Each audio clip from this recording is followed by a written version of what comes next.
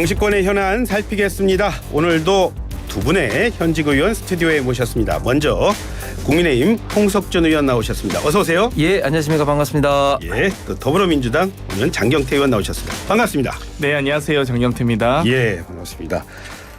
갑자기 새로운 이슈가 등장을 했습니다. 바로 김포를 서울에 편입한다는 국민의힘의 구상인데요. 먼저 홍 의원님. 네. 김포 서울 편입 이거 국민의힘에서 계속 얘기하던 얘기입니까? 아니면 갑자기 김대현 대표의 입을 통해서 나온 거예요? 어떻게 된 겁니까? 예, 저희가 내부적으로 좀 고민을 좀 해왔던 사항입니다. 최근에 이게 좀 그 김기현 대표가 언론에 하면서 좀 많이 좀 이슈가 되고 있는데 제가 잠깐 부가적인 설명을 하면 서울이 지금 현재 면적이 605제곱킬로미터입니다. 605제곱킬로미터가 언제 확정이 되냐면 1963년도에 확정됐습니다. 예.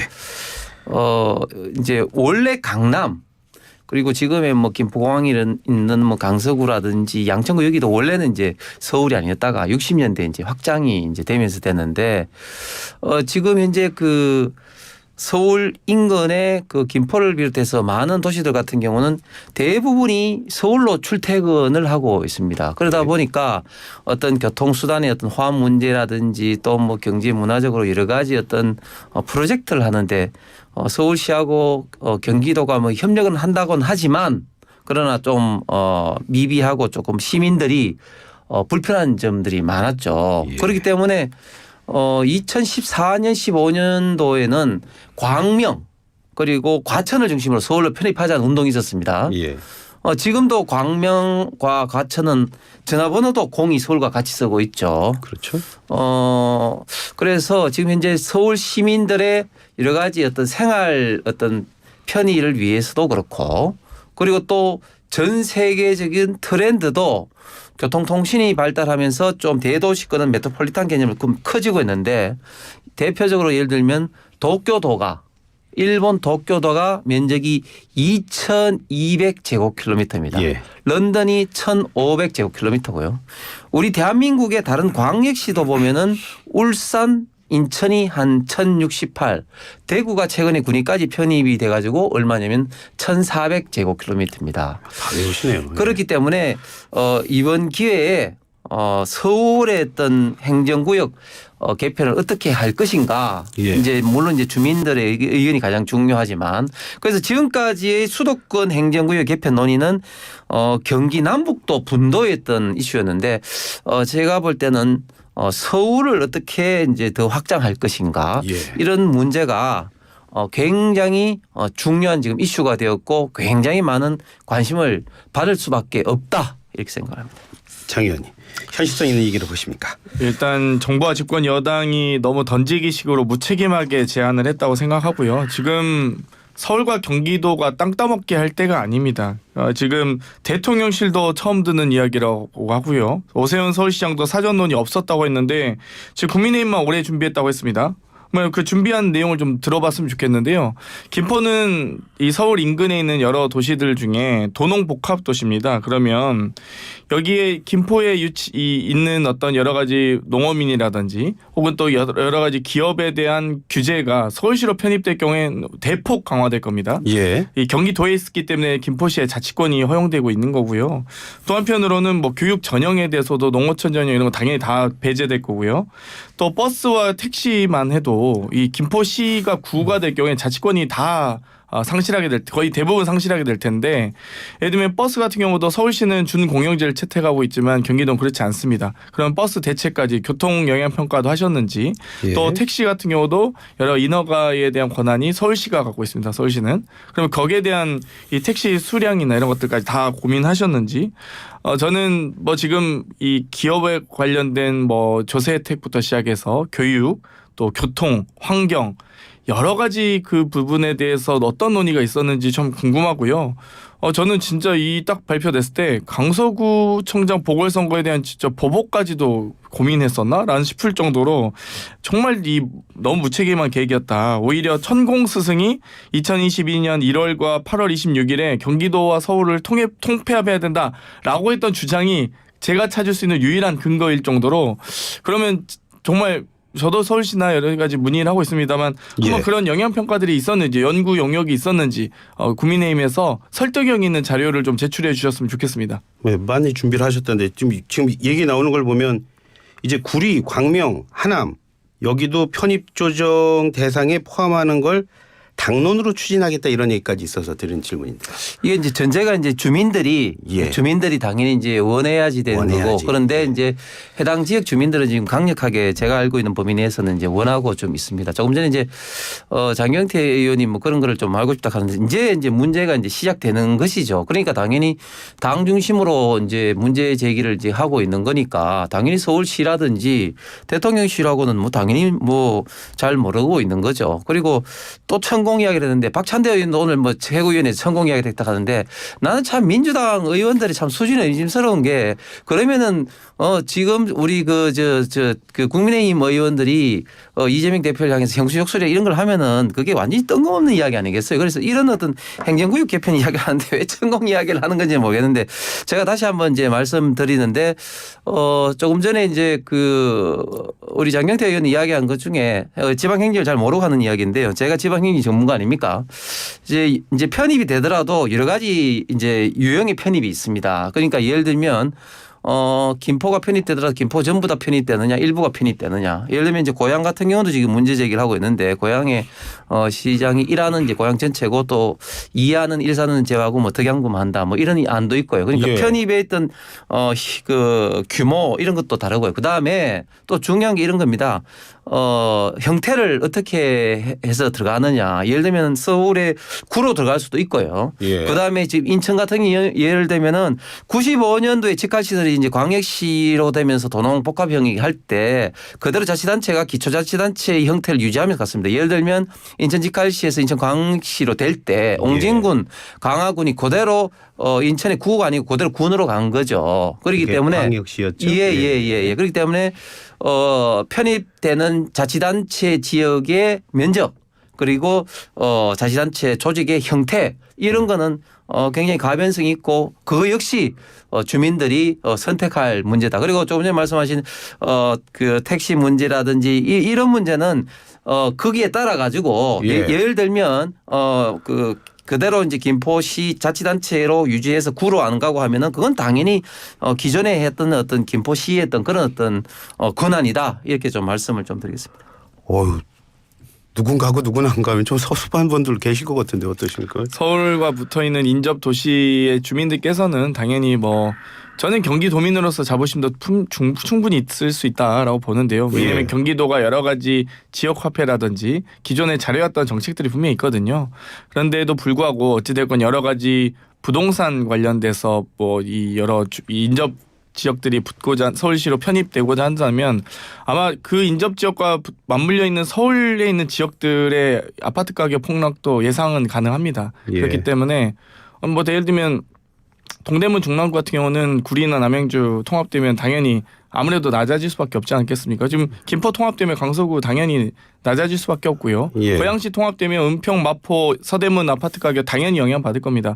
이건 우리가 예견된 뭐 당연한 현실인데 지금 저는 아무리 말씀을 들어봐도 이제 논의를 시작하겠다. 사실 행정구역 개편에 따른 여러 가지 영향평가에 대해서는 아무리 제가 50보 100보 양보하고 옹진 강화군 얘기를 사례를 드셨습니다만 행정구역 개편에 대한 특별법을 제정해서 거기에 대한 자치권과 독립성을 보장한다 할지라도 서울시는 이 대한민국 수도로서 종합적 대책을 함께 수립해야 됩니다. 그러면 다른 25개구는 다 서울시의 도시계획 권한을 다 위임하고 거의 사실상 위임하고 있는데 그럼 김포시만 도시계획 권한을 자체적으로 가질 수 있도록 허용할 것인지 저도 행정학 박사 수료라서 이 부분은 뭐 지방자치에 관심이 많거든요. 그래서 이런 부분에 대해서 충분히 논의할 때 이렇게 통폐합하는 과정 이게 60, 70년대 이 서울이 이제 대도시화되면서 배드타운 조성에 대한 여러 가지 필요성이 생겼고 90년대 이후엔 사실상 일기 신도시법을 비롯한 뭐 성남, 군포, 고양시 할 때 서울 외곽에 이 배드타운 도시들을 설립하도록 한 거 아닙니까? 그러면 사실상 30년 동안 도시계획 정책의 대한민국의 큰 방향을 결정하는데 그 정도의 정책적 방향의 변화라면 최소한의 연구 영역 정도는 있어야지 근거도 없이 지금 이제 논의 시작해보자.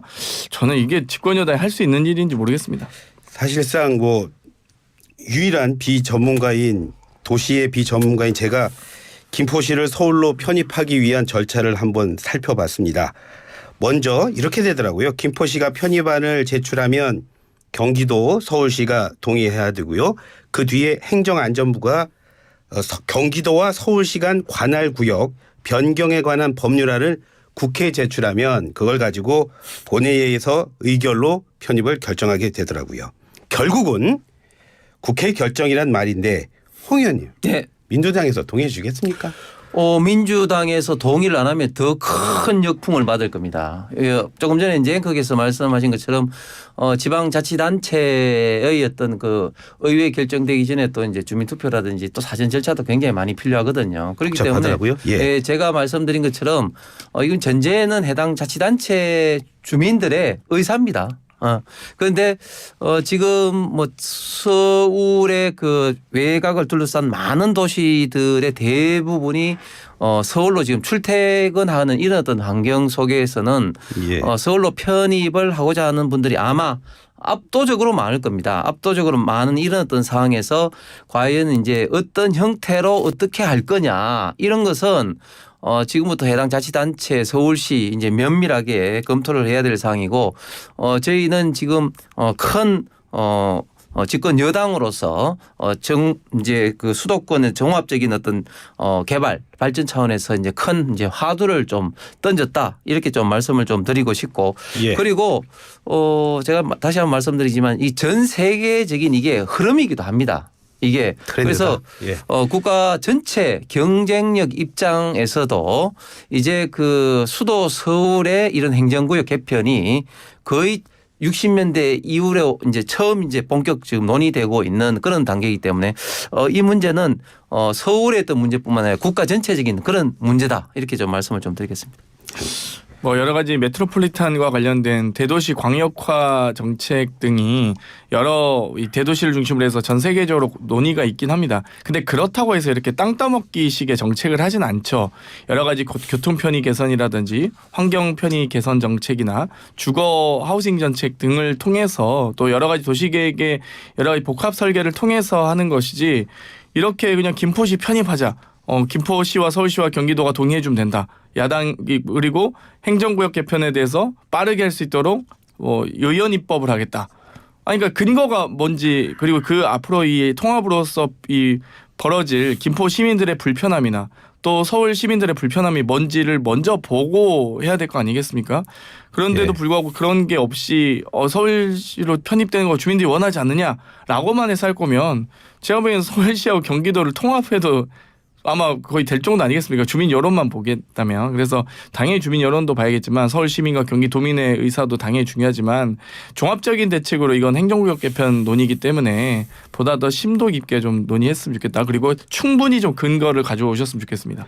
해당 지역구 갖고 계신 지역구에서 지금 활동하고 계시는 민주당 의원으로서는 좀 많이 불편하지 않으실까요? 그건 어떠실까요? 아니 뭐 그분들께서도 이제 지금 여러 가지 영향에 대해서 앞으로 연구가 좀 있었으면 좋겠다. 또 심도 깊은 논의가 있었으면 좋겠다.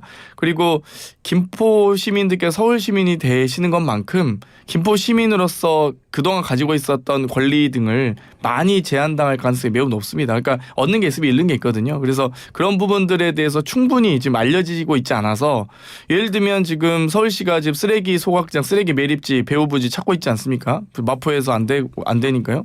그러면 지금 김포로 갖다 주려고 한다라는 또 의견이 있습니다. 지금 김포시장이 거부할 수 있는데 이 서울시에 되면은 그 거부권까지도 김포시장한테 다 뺏을 건지 그럼 아니면 그것도 유지한 채로 서울시로 편입할 건지 이런 논의들 지금 하나만 정리가 안 돼 있는 상황이기 때문에 참 이게 뭐 찬반을 하는 것도 너무 성급하다라고 말씀드릴 수 있겠네요. 가뜩이나 서울로 인구 모든 게 다 모이고 있는데 이런 와중에 또 서울까지 더 커지면은 이거 어떻게 되는 거냐 그런 지적은 어떻게 보십니까? 예. 사실은 이제 이제 저희 대구나 부산이라든지 광주라든지 대전이라든지 지방 도시 내지는 지방에서는 사실 그런 점이 사실은 조금 이제 불편할 수도 있는 그런 상황입니다. 그런데 이제 이 문제를 이제 보면 이 서울의 면적이 확대된다 한 거하고 지방의 어떤 불균형이라든지 이런 문제는 좀 완전히 좀 차원이 다른 문제다. 무슨 말인가 하면 예. 김포가 지금 서울로 들어가는 거냐 안 들어가는 거하고 지금 지방 균형 발전하고는 사실은 큰 차이가 사실은 이제 없게 되는 거죠. 예를 들어서 성남에 지금 판교가 구성되어 있는데 만약에 그게 서울로 뭐 들어갔다고 해서 뭐 판교가 더 잘 되고 또 판교가 이제 서울이 아니었다고 해서 지금 현재 뭐 조성이 안 되고 그런 것도 아니지 않습니까? 이제 서울의 어떤 면적이 커지는 만큼 지방에 대한 어떤 그런 어떤 배려도 균형 발전 차원에서 동시에 있어야 된다. 이런 어떤 전제는 맞고 그래서 지금 윤석열 정부에서도 공공기관 2차 이전 그리고 이제 기회균형 특구라든지 지방 어떤 발전을 위한 균형 발전을 위한 여러 가지 정책을 지금 동시에 저는 펴나가야 된다. 이렇게 생각합니다. 대통령 말씀하셨는데요. 어제 대통령 시정연설이었습니다. 홍 의원님. 네. 대통령 많이 달라지셨던가요? 어떻게 보셨어요? 굉장히 많이 달라지셨고 원래 이게 국회 환담이나 이런 시간도 과거에는 뭐 찬잠하셨는데 미리 굉장히 일찍 오셔가지고 여야 대표라든지 원내대표들과 이제 환담도 하고 특히 이제 시정 연설하는 중간중간에도 계속해서 뭐 부탁드린다 이런 말을 한 6번 정도 이제 하시면서 어떤 야당하고 이제 소통에 대해서는 굉장히 신경을 많이 쓰셨다 이런 예. 어떤 생각이 듭니다. 어제 김진표 의장도 이런 말씀을 하셨는데 예. 역대 대통령이 이렇게 예산 시정 연설에 지금 현재 윤석열 대통령이 작년에도 왔었고 올해도 계속 지금 오고 있는데 이런 것도 사실은 잘 없습니다. 이렇게 대통령이 국가 원수이기도 하지만 행정부 수반으로서 입법부하고 이렇게 그 소통 면을 굉장히 좀 지금 신경 쓰고 있다는 것은 이제 사실인 것이고 그런데 저는 좀 어제 민주당에 좀 아쉬운 게 뭐냐면은 신사협정을 깨고 로턴데홀에서 뭐 피켓 시위를 한다든지 특히 저는 참 안타깝게 생각하는 게 대통령이 이제 그 민당 의석부터 먼저 가면서 악수를 청했는데 예. 아무리 정치적 의견이 다르고 좀 뭐 미운 면이 있다 하더라도 악수를 하고 하는 이런 것은 기본적인 인간적인 에티켓 아닙니까? 에티켓인데 악수를 아예 거부를 한다든지 또는 뭐 마지못해 노룩 악수를 한다든지 또 뭐 김영민 의원 같은 경우는 뭐 이제 그만두셔야죠 이런 어떤 말을 한다든지 이게 과연 국회의원에서 기본적인 에티켓이냐 이런 점에서 상당히 좀 아쉬웠습니다. 예. 대통령의 시정연설을 들으면서 정말 양두구육 연설이다 이렇게 느꼈는데요. 이 어떤 여러 가지 내용을 봐도 전혀 변화할 의지가 안 느껴지더라고요. 예. 예를 들면 국민 안전을 이야기하면서 어떻게 이태원 참사와 오송 참사 이야기를 안 할 수 있겠습니까? 공정사회를 이야기하면서 해병대 최상병에 대한 이 억울한 죽음에 대해서 어떻게 한마디 언급이 없을지. 예를 들면 뭐 국가 R&D 경쟁력 이야기하면서 지금 5조 2천억 원 감소했고요. 전년 대비 90% 이상 감액된 사업이 34개에 달합니다. 근데 그런 과정에서 청년 일자리도 심지어 내일 채용 공제 50% 삭감했고요. 이공계 인재 양성 예산 80% 삭감이거든요. 근데 법무부 감사원 내년 예산안 1,500억 정도 증가하고 있거든요. 그러니까 과연 정말 자기 측근 혹은 정말 자기 챙기고 싶은 부분들만 이렇게 신경 쓰고 나머지 다 삭감하면서 결국 협치하겠다, 소통하겠다, 변화하겠다 하는데 도대체 어떤 소통을 하셨습니까? 뭐 저희하고 악수했는데 악수 안 봐줬다고 삐질 지금 상황입니까 대통령이? 이재명 대표에 대한 수사 혹은 수사 충분히 하더라도 저희 3개월짜리 김건희 여사 수사하자고 했는데 특검도 안 받고 있죠. 1년 반이 넘도록 영수회담 혹은 3자도 좋다. 2대1로라도 만나자. 김기현 대표까지 껴서 2대1로라도 만나자 해도 그것도 거부하시고 계시는 대통령인데 48초 한미정상회담 했다고 주장하시더니 이제 오부요인 만났는데 다 10여 명, 10수명 만난 자리에서 예. 회의담이 있었던 것처럼 소통했던 것처럼 그렇게 양두구육 하시면 안 된다는 거 다시 한번 말씀드리고 싶고요. 예. 진정한 소통 의지를 제발 좀 보여주셨으면 좋겠습니다. 그런데 뭐 어제 보면 언론을 통해서 전 봤습니다만 이재명 대표 잠깐이지만이라도 얘기도 하고 또 그리고 홍익표 원내대표와는 점심 먹으면서도 뭐 여러 얘기를 했다. 그러면서 많은 얘기를 본인이 하기보다는 많이 들었다. 이런 얘기도 언론을 통해서 나오는 것 같은데요. 이재명 대표께서 여러 가지 민생 현안들 좀 챙겨야 된다라고 얘기하셨을 때 대통령께서 뭐라고 답변하신지 혹시 알고 계시나요? 예, 언론을 말씀해 통해서 안 나온 걸로 알고 있습니다. 그러면 그러니까 십수명 있는데 그냥 한 명씩 돌아가면서 그냥 모두 발언 하신 거죠. 뭐 그걸 대화라고 보통 표현하진 않죠. 그렇기 때문에 저는 진정한 의미의 대화 그리고 한마디 뭐 답변했다 이게 대화는 아니지 않습니까? 그러니까 좀 이 민생 현안에 대해서 그리고 지금 2024년도 대한민국 예산안과 관련돼서 이제 예산국회가 열릴 텐데 부디 좀 진정성 있게 소통할 의지를 좀 보여주셨으면 좋겠습니다. 예, 제가 그쯤에서 말씀을 좀 드리면은 그 지금 대통령이 어제 이제 그 상임위원장단과 이제 오찬도 이제 했지만 사실은 상임위원장들과의 어떤 그 만남, 특히 그 민주당 원내대표의 만남 이런 것을 요청을 이제 대통령실이 했는데 그걸 거부한 것이 민주당입니다. 그리고 이재명 대표가 그 김기현 대표하고 1대1 만남을 왜 안 합니까? 그런 만남부터 빨리빨리 이제 진행을 좀 해야 되는 것이죠. 그리고 예산적인 면에서 분명히 이제 대통령께서 R&D 부분에 있어서는 효율성 어떤 그런 측면에서 일부가 삭감됐지만 그러나 그게 어떤 고용 불안이라든지 이런 부분이 있으면은 다시 뭐 재검토 이런 것도 분명히 이제 말씀을 이제 하셨고 그리고 예. 지금 대통령이 어제 그 재정 건전성의 안전성 바탕 위에서 어떤 약자 복지를 굉장히 또 많이 좀 늘린 부분이라든지 이런 국가 성장 동력 확보 안보 이런 면은 또 예산이 또 정액된 면도 분명히 좀 많이 있습니다. 그런 어떤 부분에 대해서 언급을 하나도 없이 R&D 부분만 이게 딸랑해서 이렇게 하는 것은 물론 뭐 저희도 이제 상임위원으로서 예. 일부 삭감된 부분 중에 R&D 부분 중에 저도 좀 뭐 반드시 복구해야 되는 부분 복구할 그런 어떤 생각입니다. 어쨌든 어제 예산안 어떤 설명을 이제 전후해서 대통령과 우리 입법부와의 관계가 좀 더 소통하는 그런 어떤 저는 계기가 좀 될 것이다 이런 좀 생각 많이 들었습니다. 연설을 통해서 국정 기조가 확 달라진 모습을 좀 보여주셨으면 어땠을까요? 그러면은 좀 그 민주당에서 많이 달라졌네 이런 느낌 안 받지 않았을까요? 저는 그런 어떤 모습도 충분히 많이 좀 보였다고 생각을 하고요. 그리고 또 분명히 이제 튼튼한 안보와 그리고 이제 재정 건전성 바탕 위에서 대한민국의 어떤 미래 방향 어떤 설정을 어떻게 해야 된다 이런 모습을 이제 충분히 좀 보이셨다고 말씀을 좀 드리고 싶습니다. 그 말씀이시라면 지금 대통령과 뭐 이재명 대표 그리고 홍익표 원내대표랑 말은 텄으니까 앞으로 이제 여당 야당 협치 기대해도 된다 뭐 이렇게 들어도 됩니까? 그렇습니다. 저는 왜 이재명 대표가 뭐 바지 사장 이러면서 비하를 하면서 김기현 대표하고 만남을 회피를 하는지 그리고 저는 대통령실에서도 아마 뭐 3자회담이라든지 이런 것도 지금 뭐 워낙 뭐 여러 가지 뭐 일정이 많으니까 그런데 뭐 그런 일정도 충분히 빠른 시간 내에 잡히리라고도 생각을 합니다. 협치 기대해도 된다는 말씀이시죠. 어떻게 보십니까? 뭐 저희는 항상 하자고 계속 주장하고 있는데요. 김기현 대표와 공개 토론하자. 밥 먹자고 하는 밥만 먹을 게 아니라 민생 현안에 대해서 당대당 대표로서 공개 토론하자 했습니다.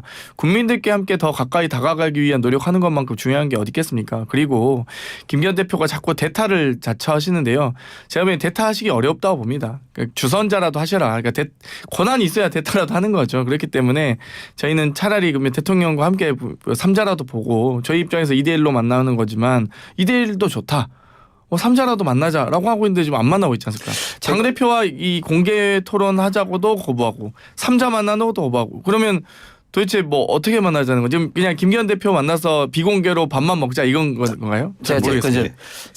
더 정확하게 말하면 3자 뭐 예를 들면 회담을 뭐 거부했다 뭐 그런 거는 정확하지 않은 말이고 그리고 저는 정말 그 민주당이 말로는 뭐 소통하는데 그것도 정쟁이에요. 정쟁. 무슨 말이냐면은 아니 국민을 위해서 정말 여야 대표가 고민하는 자리에 왜 자꾸 상대방 파트너인 집권 여당 대표를 바지 사장이라고 해서 비하를 하고 또 거기에 만남에 조건을 붙입니까? 아니 밥만 먹기 위해서 만나는 것이 아니라 현안을 논의를 하는데 반드시 TV 토론 형식으로 하자 이런 식으로 저는 조건을 자꾸 이렇게 붙이는 것도 상당히 이거는 명목상은 소통이지만 어떻게 보면 소통을 어떻게 보면 정쟁화한다 이런 생각이 좀 듭니다. 반론 드리겠습니다.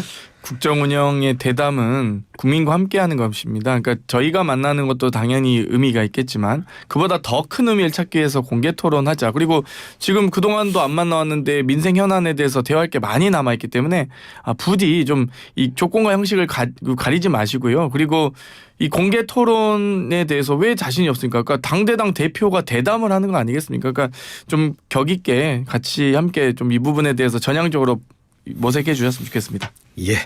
오늘 말씀 잘 들었습니다. 나와주셔서 고맙습니다. 감사합니다. 감사합니다. 예, 지금까지 홍석준 국민의힘 의원 그리고 장경태 더불어민주당 의원과 함께했습니다.